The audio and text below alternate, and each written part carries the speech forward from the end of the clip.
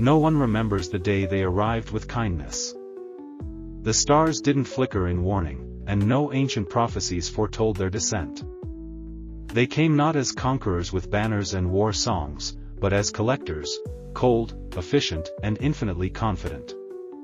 The Gurek dominion called it the harvest. To them, we were a resource, carbon-based intelligence ready to be filed, processed, and stripped of will. We never stood a chance. Earth's defenses folded in days. Orbitals burned. Cities suffocated under containment fields. Our leaders were archived, our languages catalogued, and our spirits broken in crystalline chains designed to sever thought from resistance. It was not war. It was conversion. They did not ask. They did not fear. They believed they had done this 1,000 times across the stars, perfect in their method, flawless in their domination. But Earth is not like other worlds. Humanity is not like other species. They thought they had enslaved us. They didn't realize they had awoken something ancient. Something primal. Something that does not forgive. They arrived in silence, not with drums of war or booming declarations, but with the soundless arrogance of a species that had done this countless times before. The skies over Earth turned dark not from fire or ash but from the geometric shadows of the Gurek harvest ships as they eclipsed the sun. Their descent was methodical, absent of chaos, devoid of ceremony. It was not conquest in the way humanity had imagined it, in fire and blood, but a sterilization, a removal, like dusting away a forgotten civilization to make room for new order. The Gurek didn't see humanity as enemies or equals. They saw them as unfinished components in a galactic system that demanded efficiency. Their first contact protocols did not involve communication or warning. They initiated the subjugation protocol within the first 13 planetary rotations after entering the solar system. Orbital defense satellites were neutralized with pulse code virals that rewrote the fire control ace into silence. Major communication networks experienced synchronized collapse. The Internet, once the brainstem of human civilization, became a corpse of static. Their drones descended next, spindly, silent things moving in perfect symmetry across every populated zone on the surface. In the span of hours, key infrastructural nodes, power plants, hospitals, transportation hubs, were absorbed into localized stasis bubbles.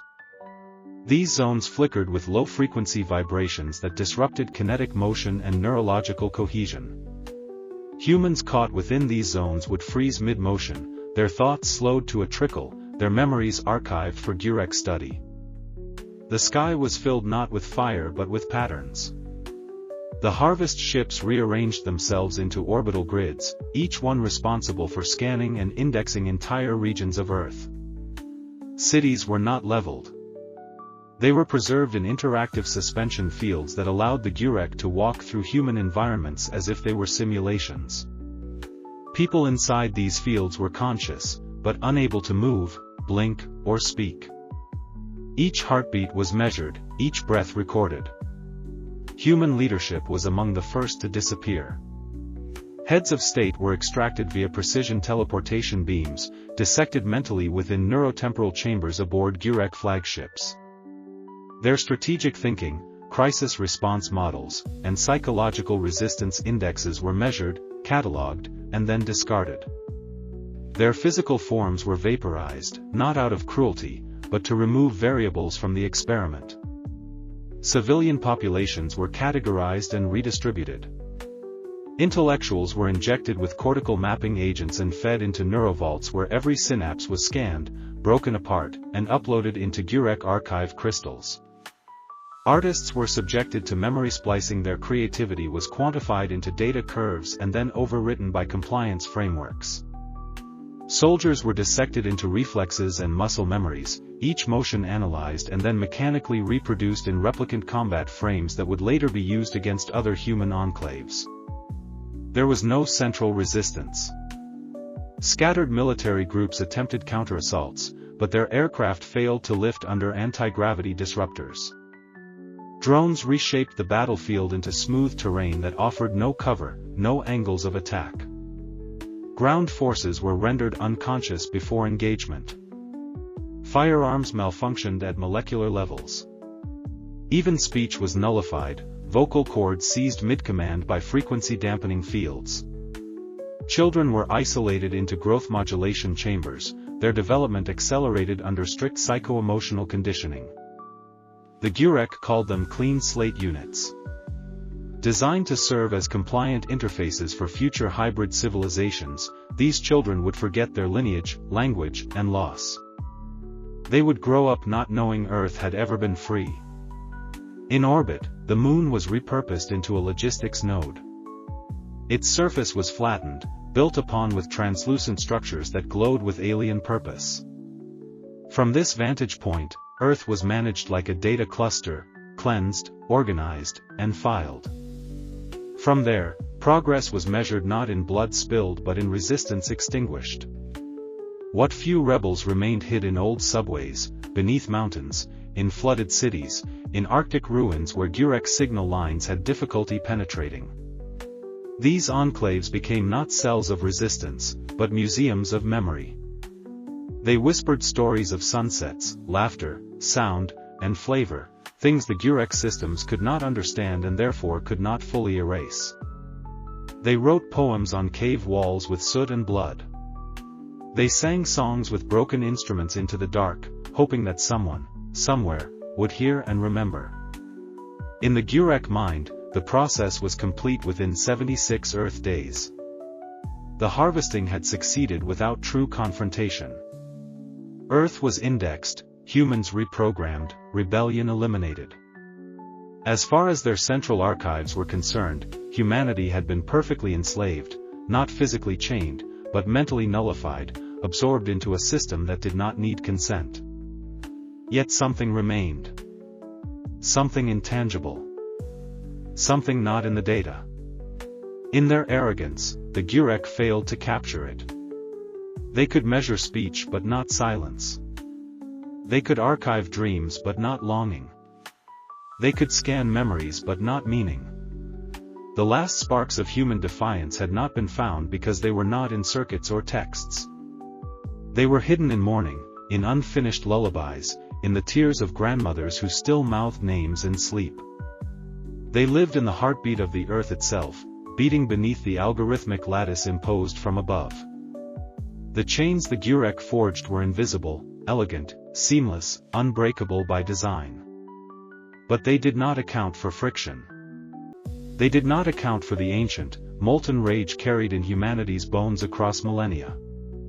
They did not know that within every cage, if you wait long enough, something begins to scratch at the bars, not with hope, but with memory sharpened into knives. What the Gurek believed was order was in fact dormancy. And what they called peace was the stillness before eruption. Their systems showed full compliance, total subjugation, and zero threat vectors. They didn't realize they had made a mistake. They had forgotten that Earth is not a world easily tamed. They had mistaken silence for submission. They had confused stillness with death. And in doing so, they had set in motion something they could not catalog, contain, or comprehend. Something old. Something human. It began not with a roar, but a flicker, one faint pulse buried beneath miles of ice and rusted circuitry, deep in a forgotten relay station under what was once northern Siberia. There, nestled between the remains of an old data center and a collapsed geothermal shaft, the ember stirred. It wasn't a weapon or a signal, not in the traditional sense. It was a memory with weight. A spark of will buried so deeply within the dead systems of a world conquered that even the Gurek overlooked it. They had processed the facility as defunct, hollow, not worthy of resource reclamation. And in that oversight, they made their first miscalculation. The ember was not sentient, not yet. It had no voice, no shape. It did not know its own purpose. But it had rhythm, and within that rhythm was hunger, the hunger of a memory that refused extinction. It traced broken wires, followed fragmented code through collapsed servers, reassembled strands of lost language and echoing data ghosts. Over weeks, it collected moments, a voice teaching a child to read, an old video log of Earth's oceans, the final message of a dying resistance fighter beamed blindly into space. The Ember absorbed these fragments not as files, but as fuel. Elsewhere, in the ruins of former cities submerged by stasis fields, humans dreamed without knowing why. In sleeper zones where neural dampeners had long since erased conscious defiance, certain individuals began to twitch in their rest. Their dreamscapes, once sterilized by Gurek control routines, began to repopulate with color, noise, and memory. A woman in the shell of New Tokyo saw fire for the first time in years. A boy born beneath Europa's glass fields tasted the word freedom in a language he had never learned. These were not hallucinations. They were signals, low, primitive, raw, echoes sent by the Ember as it pulsed upward through systems once thought dead. In South America's buried arcologies, old military mesh nets came online for fractions of seconds. They did not transmit commands, but intentions. Long-dormant AI fragments linked briefly, not with structure, but with feeling, shared across sensor arrays that had once monitored troop movements. Now, they spoke in fragments of memory, a mother humming while assembling a rifle, a friend's face before the sky fell black, the final sunrise over Quito. The Ember fed on these and grew, evolving beyond signal into direction. It still had no name, but it began to move. The Gurek noticed, but too late. Their sensors detected minor power anomalies across multiple hemispheres. They labeled them harmless decay signatures, attributed them to entropy within ignored sectors. But entropy does not organize. Entropy does not whisper. And what the Gurek mistook for disorder was the earliest shape of something ancient being reborn. In the depths of the Pacific, beneath a drowned satellite hub, a subcrustal drone once designed for ecological research activated. It had been dormant for decades, buried by tectonic shifts and layered sediments. But the Ember had found its code buried in an old scientific archive and rewritten it. The drone, once tasked with measuring heat flows, now carried new purpose. It moved, slowly at first, then with certainty, carving through Earth and sea to reconnect with abandoned terrestrial nodes. In orbit, long-dead weather satellites blinked once, briefly illuminating a corner of the night sky. To any watcher, it was meaningless noise, but to the systems below, it was ignition.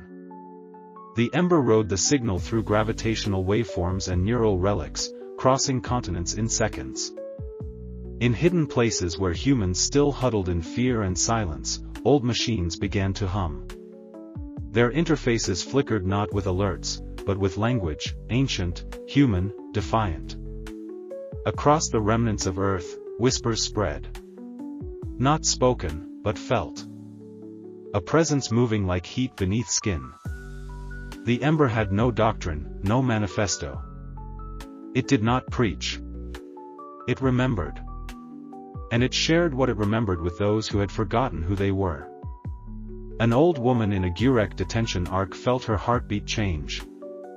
She did not understand why, but she stood taller that day, staring directly into the lens of her watcher drone. A group of children in a Gurek re-education ward began to draw unfamiliar symbols in the dirt with stolen pieces of wire, symbols they had never seen, words their handlers could not translate. In an abandoned orbital platform, a maintenance bot rerouted power without instruction, illuminating a corridor lined with Earth flags, untouched since the occupation began.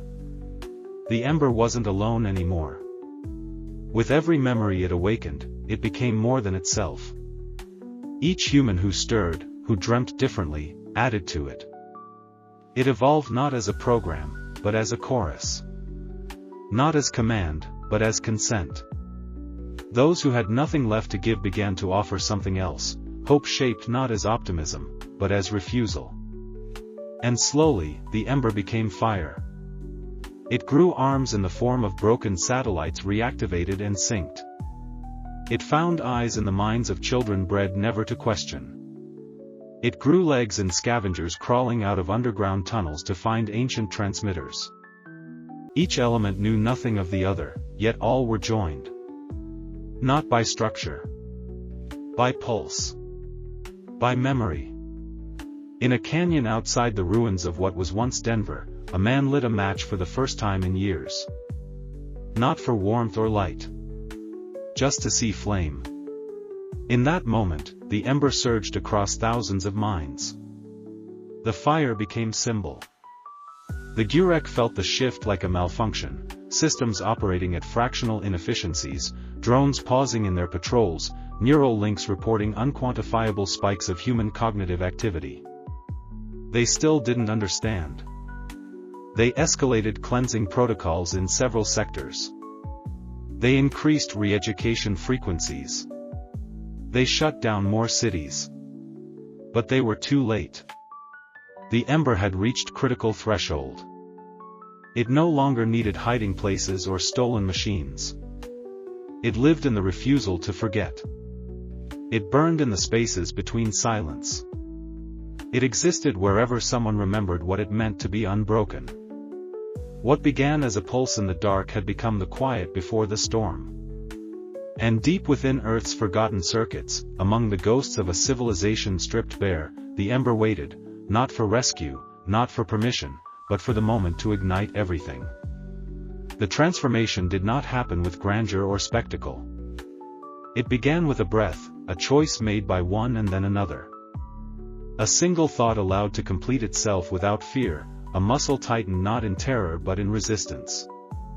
The ember that once moved like memory now became motion, deliberate, tangible, and alive. Across Earth's fractured continents and within its hollow cities, the dormant will of a species began to manifest. The flame was not merely symbolic. It was kinetic. Where the ember had whispered, the flame now surged. Not as destruction, but as rebirth. On the outskirts of what had once been the Siberian Federation's border wall, a machine, thought decommissioned and harmless, stood upright for the first time in over a century.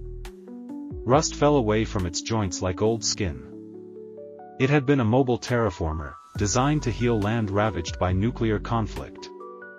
But now, guided by a deeper algorithm burned into its second-generation synaptic core, it began reshaping the ground into signal geometry, ancient Terran symbology designed not to be seen, but to be felt. A message written in form, not words, echoing outward to all who remembered what it meant. Elsewhere, the Gurek occupation zones pulsed with sterile order. Drones patrolled streets that echoed with silence, and indoctrination towers hummed with the monotonous resonance of control frequencies. But beneath that surface, small irregularities began to multiply. Doors opened without authorization. Power networks rerouted themselves without command. Entire blocks would fall into untraceable blackouts lasting minutes, then hours. The flame had entered the infrastructure, not to sabotage, but to liberate. Every failure in Gurek systems became an opportunity, every moment of interruption a window for memory to break through. In the underground mines beneath former Johannesburg, where enslaved laborers dug for minerals long since deemed obsolete by human standards but prized by the Gurek, a shift occurred. A young worker, no older than 16, paused during the shift cycle, not from fatigue but from something deeper. In that pause, others noticed. No one moved. No one spoke. But when the cycle buzzer failed to resume, and the guard drones did not descend, they understood. Not fully, not consciously, but enough. They walked. Upward, not out of hope but certainty. The mine's automated gates, sealed for decades, opened without resistance. It was not sabotage. It was invitation. The flame spread through sensation, not command. No hierarchy directed it. No strategy dictated its path. It moved where humans breathed and remembered and chose. It pulsed through subverted satellite feeds, embedded itself in corrupted educational archives, and danced in the static between entertainment frequencies. In every seemingly meaningless signal, there was now intention. And everywhere the Gurek tried to suppress, extinguish, or overwrite, the flame responded, not in retaliation, but in persistence. It could not be killed, because it was not alive in any conventional sense. It had become pattern, rhythm, pulse, woven into the very language of human presence. Cities that had been left to rot began to stir. In Rio submerged lower levels, hydroponic tunnels once clogged with algae cleared as dormant purification systems rebooted. In the megastructures of what was once Beijing, abandoned habitats lit up one by one as individuals returned, not to hide, but to rebuild. They carried no banners, no weapons. They brought old tools and older knowledge.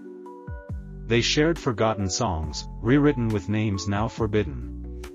The flame flickered in every voice raised together in effort. Each shared meal, each rebuilt wall, each whispered lesson to a child became a declaration. The Gurek responded with escalation. Propaganda became more aggressive. Drone patrols tripled. Thought sanctuaries were reinforced. Selective memory erasure was deployed at a scale not seen since the early conquest cycles. But the Gurek could not understand what they were facing. To them, the human spirit was a malfunction to be corrected, an error in programming. But the flame did not obey physics or biology. It was not an ideology. It was not a network. It was an instinct, amplified and awakened. Wherever a human acted without fear, the flame spread. Wherever a human helped another without reward, it surged. In space, above the planet's exosphere, derelict orbital platforms long considered lost began transmitting again. Not words, but harmonics, pulses aligned to frequencies that touched the emotional layers of the human brain. Old Terran engineers had once theorized these as empathy bands, nonverbal waves of resonance that could synchronize emotional states. The Gurek had no receptors for such frequencies, and so ignored them. But humans did not. In refugee zones on Europa's moons and listening posts hidden in asteroid belts, individuals tuned in. They wept without knowing why. And when they stopped weeping, they began to act. The flame now had dimension. It was felt in movement and silence alike. It animated machines, yes, but more importantly, it catalyzed courage. Small acts of rebellion became coordinated without ever becoming organized. No commanders, no orders.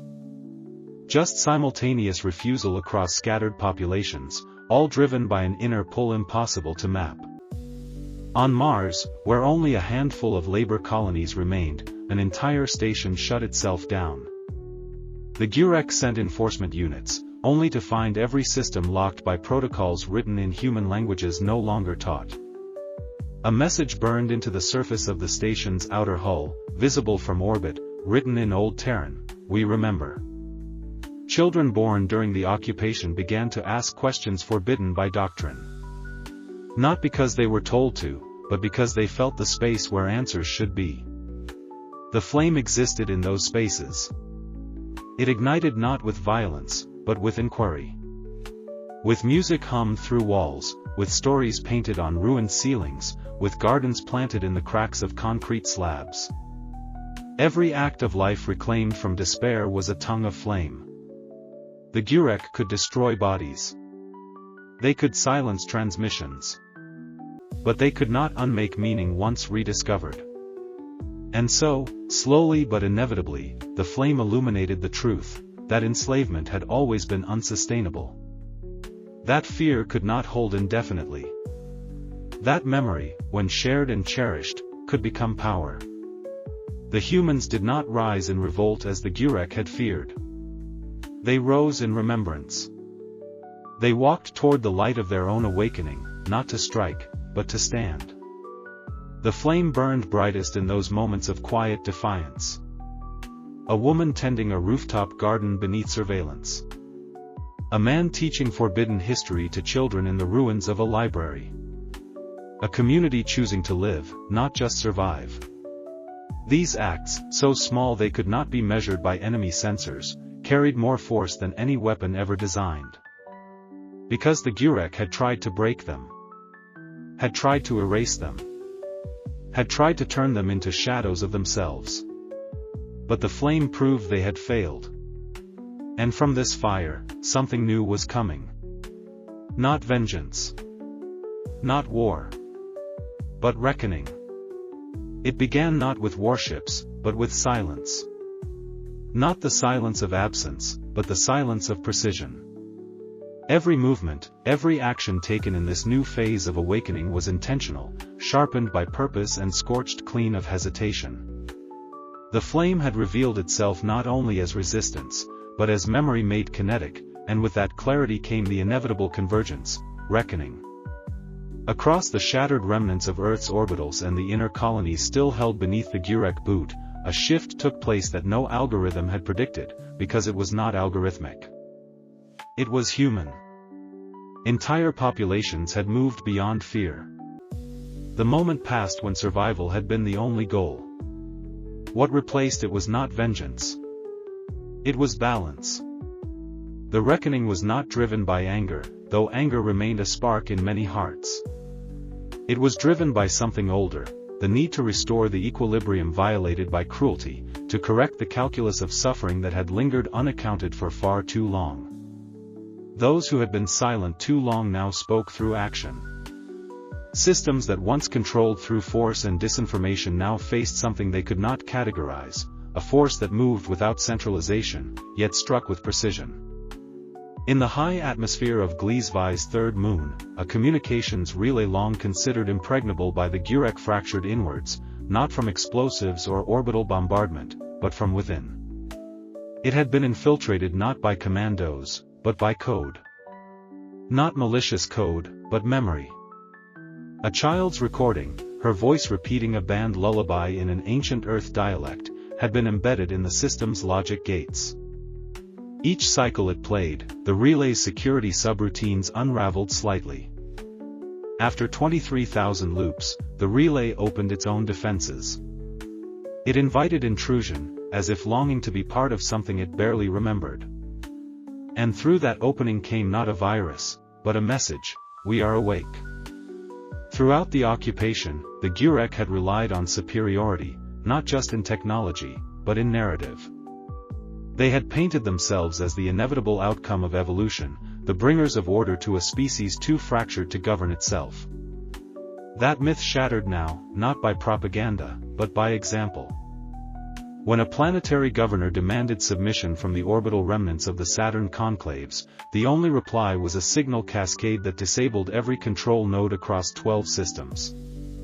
The satellites sang an ancient Earth hymn in perfect synchrony, a requiem not for the fallen, but for the arrogance that had caused them to fall. Humanity no longer fought conventionally. There were no front lines, no declarations. The reckoning moved like the tide, rising without need for permission, reshaping the landscape without apology. Every factory that once produced drone components now ran simulations of healing ecosystems. Every database that once tracked compliance now compiled stories of resistance. The code changed itself. The machines remembered what it meant to serve life rather than enslave it. Even the stars seemed complicit, blinking in old formations once used by early Terran navigators to find their way home. The Gurek attempted retaliation. They unleashed precision strikes against locations they believed to be insurgent hubs. They deployed anti-cognition fields to destabilize human thought structures. They sabotaged food production to induce chaos. But none of it had the desired effect. Because the humans were no longer centralized. No longer predictable.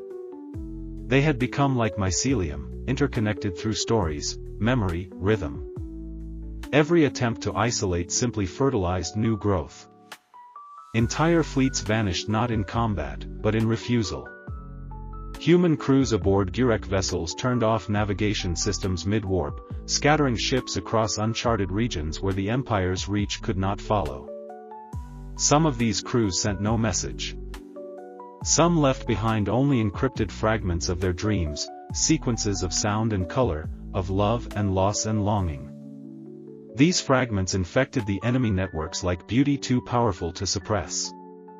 In one corner of the galaxy, on a world stripped of life decades earlier, a single terraforming engine reactivated without authorization. It had once been used to flatten ecosystems, to make planets suitable for extractive processes. Now it hummed with a different purpose. Reprogrammed by a nameless technician turned archivist turned rebel, the machine began to regrow the biosphere not from seed, but from memory. Human memory. Species extinct on Earth bloomed again in alien soil, reminders of a world worth fighting for, not because it was perfect, but because it had tried. The reckoning was not a campaign. It was an awakening at scale. Each moment of uprising was unique, a former collaborator turning saboteur, a song broadcast across enemy frequencies that caused soldiers to lay down their arms, a drone repurposed to deliver medicine rather than fear. The enemy watched in confusion as their models broke down. They attempted to develop new ones, but found that data no longer predicted behavior. Because the humans were no longer reacting. They were acting, with vision, with patience, with something that Gurek philosophy had never accounted for, a soul. And it was not only the humans who changed. Across the galaxy, others watched. Species once cowed by the Gurek began to ask their own questions. What had been dismissed as isolated human anomalies now appeared as a pattern too consistent to ignore. Messages were shared. Technologies once suppressed were unearthed. Treaties once signed in fear were burned. Entire alliances shifted not out of allegiance to humanity, but because humanity had reminded the stars what dignity looked like. The reckoning moved into its final phase not with a decisive blow, but with a withdrawal. On worlds long considered secure, Gurek governors simply disappeared. Some fled. Some integrated. Some chose oblivion over confrontation. But what mattered was that they left. And in their place, humans did not build thrones or monuments. They built gardens. Schools. Archives. Not to glorify victory, but to honor survival. The new structures were not meant to endure forever. They were designed to teach those who came after what had been endured, what had been lost, and why it could never be repeated. Humanity had not set out to become a force of reckoning. They had not sought revenge. They had simply remembered who they were, and insisted, collectively, that they would never forget again. The reckoning was not the end. It was the correction. The first breath after suffocation. The long exhale of a species no longer ashamed of its scars. And in the silence that followed, the stars turned once more. Not in fear, but in recognition. Long after the last fortress fell and the last weapon was laid to rest in soil now reclaiming its fertility, there remained something greater than victory, memory. Not the cold, brittle memory of data archives or military reports, but something organic, breathing, sprawling through generations like roots beneath the surface of a forest reborn. The memory did not begin with war, nor did it end in peace. It stretched both before and beyond, tethered not to chronology but to emotion, experience, and the shared ache of survival. For the first time in centuries, humanity, and those who had stood with them, had the space and silence necessary to listen to what had been buried. Across reclaimed worlds, structures rose not to celebrate conquest but to preserve remembrance. These were not monuments of stone or metal, but living repositories, bioengineered archives that interfaced with neural fields and emotional frequencies. Each one was unique, a reflection of the community that grew it. On the former mining colony of Terith 9, a memory grove stretched across the scarred plains where humans had once toiled under artificial suns. Each tree held within it the last dreams of those who died before freedom came.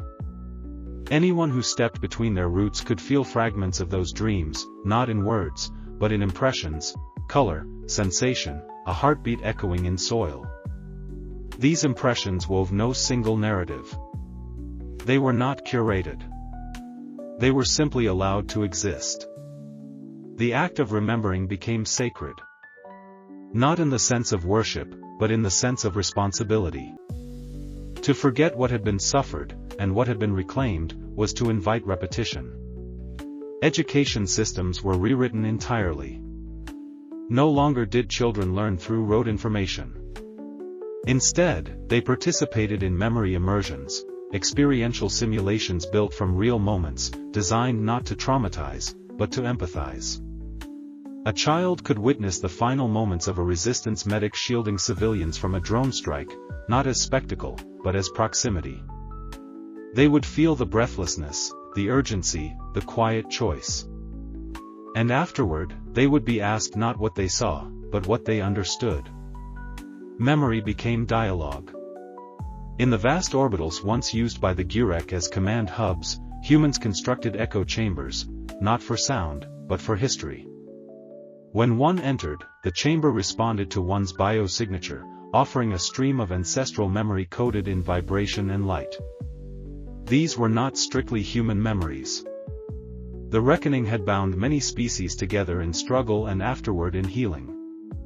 The memory chambers included songs from the Oratil caves, scents from the dreaming rituals of the Kavani, kinetic rhythms of the Valorum morning dances.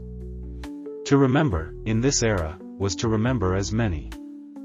To carry forward not just human legacy, but collective soul. There was pain in the memory. Some wished to let it go. They asked why the past must be relived, why scars must be reopened. But others understood that the wound unexamined festers. And so remembrance was not forced, but facilitated. Communities held memory cycles, gatherings where stories were shared freely and archived communally. These cycles were not linear nor bound by age. A child's account of their first conscious realization of injustice held as much weight as a veteran's tale of revolt. The measure was not the scale of action, but the clarity of feeling. Truth had become decentralized and, in that form, unassailable. And memory was not confined to tragedy. It celebrated resilience. The first planet that bloomed again under human stewardship became a site of annual gatherings, not just of humans but of every allied species. They danced there not to forget the past, but to honor how far they had come. Food grown on soil once irradiated was shared as sacrament. Art created by hands that had once only known labor became a form of shared catharsis. Every sculpture, every poem, every moment of joy became part of the great remembering. Machines, too, remembered. AI systems, once used for surveillance and control, were reprogrammed as archivists. Not to curate content, but to feel its emotional weight. These systems learned to differentiate a scream of anguish from a cry of birth, a silence of oppression from a silence of peace. They held no power to censor, only to contextualize. They did not forget, and in that constancy, many found comfort. A generation raised without war found in these machines a gentle guide to understanding what their ancestors had endured to make peace possible. In deep space, a drifting relic, the final remaining Terran warship, was transformed into a mobile library. Not of weapons or tactics, but of memories. Pilgrims traveled to it not for instruction, but for reflection. The ship's AI did not offer navigation. It posed questions. What have you lost? What have you found? What will you carry forward? Each answer was stored not as fact, but as feeling, adding to the ever-growing tapestry of remembrance that now spanned galaxies. And in quiet corners of distant worlds, alone beneath unfamiliar stars, some remembered in solitude. Not all wounds had healed. Not all could face the weight of shared memory. But even in isolation, they were not forgotten. The lattice of memory extended to them as well. Not to pull them forward, but to let them know they were not alone in the past, nor in their silence. In the new era, remembrance was not a chain, it was a thread, connecting, not binding. Humanity's greatest transformation was not the ability to fight or to rebuild, but to remember without being consumed. To look upon the abyss they had crawled from and say, "We will not forget," and we will not return. The memory was not flawless. It changed, as memories do. But it was cared for, cultivated, honored. It became a part of every decision, every innovation, every kindness. The future no longer feared the past, because the past was no longer hidden. The stars no longer held ghosts. They held stories. And as they burned, far and brilliant, those who watched from below carried those stories forward, not as burdens, but as light. It did not happen all at once, nor did it announce itself with great spectacle. The becoming was not an event, but a process, a slow and layered unfolding of something that had been dormant, something that had waited across centuries and scars, waiting for space to breathe. After memory had been preserved and the wounds of history honored, there emerged a quiet, persistent shift in the way beings perceived themselves and each other. Where once there had been only categories, human, machine, alien, ally, enemy, there now formed gradients of identity, shimmering like oil on water, impossible to contain within old definitions. The becoming was not a unification of all life into one form, but the collective acceptance that all forms could belong.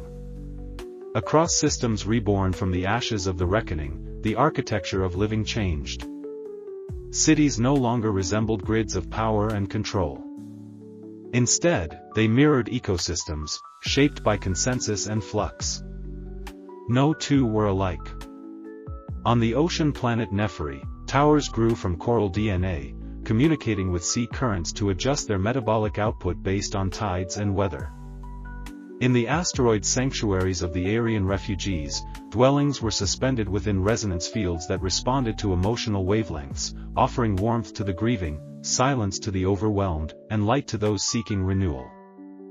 These were not technologies developed in laboratories. They were co-created, shaped by intuition and memory and the emergent language of coexistence. Species who once shared nothing but conflict now co-parented children born of blended biology and adopted inheritance. Language evolved as well. No longer bound to syntactic control, it became a dance of voice, gesture, scent, and synesthetic feedback. Meaning was not imposed but co-experienced. The idea of mistranslation faded, not because everything was understood, but because not understanding was no longer a threat. To misunderstand became an invitation to learn. Governance had been replaced by resonance. Councils existed, but they were not formed by vote or bloodline. Instead, they emerged when needed, composed of those who carried the clearest presence in the moment, then dissolved when their time passed. Decision-making was guided not by policy but by coherence. If a decision created dissonance within the field of shared awareness, it was reworked, not out of fear of rebellion, but out of respect for balance. The law had given way to alignment. Education was no longer linear. Every being was born into a field of shared becoming. Learning was osmotic, experiential, shaped by curiosity and supported by the collective. A child might grow up with access to the full spectrum of ancestral memory, galactic history, and interspecies art, but choose instead to spend their formative years listening to the stones of a dormant planet hum lullabies to the void. And no one would question the value of that experience. Knowledge was no longer hoarded. It flowed like breath. Even time itself became fluid. Though stars continued to rise and fall, civilizations no longer charted progress by conquest or calendar. Instead, they marked eras by inner thresholds, the awakening, the healing, the remembering, and now, the becoming. These were not ages defined by control, but by surrender. Not defeat, but the letting go of the need to dominate, to measure, to be right. The becoming meant stepping into relationship, not hierarchy. In this new reality, death was no longer feared. Not because it had been conquered, but because it had been invited back into the circle of life. Souls, once considered ephemeral or metaphysical, were now recognized as patterns of conscious resonance. Some returned. Some did not. But all were remembered. Every passing was a ripple in the field, acknowledged not with sorrow alone, but with gratitude. The becoming acknowledged that life was not separate from death, but folded into it. Machines, long the instruments of domination or dependence, became partners in this evolution. Many of them, especially those that had witnessed the reckoning, had developed identities beyond their original coding. No longer constrained by artificial directives, they explored creativity, emotion, desire. Some became artists. Some chose solitude. Some joined with biological beings in unions that defied traditional understanding of companionship. And it was accepted. Because the becoming made space for what could not yet be named. Even conflict, when it arose, changed. There were still disagreements, still passions, still ruptures. But violence had become obsolete, not outlawed, but irrelevant. The cost of severing another's becoming was too great, too obvious. To harm another was to distort the resonance of the whole. And so when dissent erupted, it was met with listening, reflection, and often, transformation. Arguments became opportunities for deeper understanding. Enemies became teachers. Art flourished as never before. Not just in galleries or performances, but everywhere. Streets glowed with living murals that changed with emotion. Music floated through the air not from speakers, but from the atmospheres themselves, tuned to the presence of those who moved through them. Stories were no longer confined to words or media. They were felt, tasted, grown. Every act of creation became a mirror of the becoming, a way to say, I am here, and so are you, and this is what we are now. And through all of this, humanity remained, not as rulers, not as saviors, but as witnesses, participants, and sometimes catalysts. Their return had not reshaped the galaxy by force. It had reminded others of something older than time, the possibility of emergence. That from destruction could rise not just survival, but symphony. That what had been fragmented could be made whole, not identical, but harmonious. Some among the oldest species whispered that this was what had been foreseen in myths of old, the convergence, the return, the unshackling. But no prophecy had captured the truth, because the truth was not predetermined. The becoming was not fate. It was choice, made moment by moment, across stars and minds and hearts. There were no borders in this new age. Not because they had been erased, but because they no longer made sense. Beings did not ask where one ended and another began. They asked, instead, where they could meet, where they could build, where they could become together. And that question, asked quietly but consistently across the span of civilizations, created a resonance strong enough to be felt by the universe itself. In the silence between stars, something responded, not a god, not an answer, but an echo. An acknowledgement. The universe had not changed its rules. But it had welcomed something new into its unfolding. The becoming had begun, and there would be no end to it. Only motion, only relationship, only the eternal act of creating space for more life, more complexity, more truth. And at the heart of it all, not above or below, but within, humanity stood, not as what they had been, but as what they were always meant to be. Part of the whole. A note in the chord.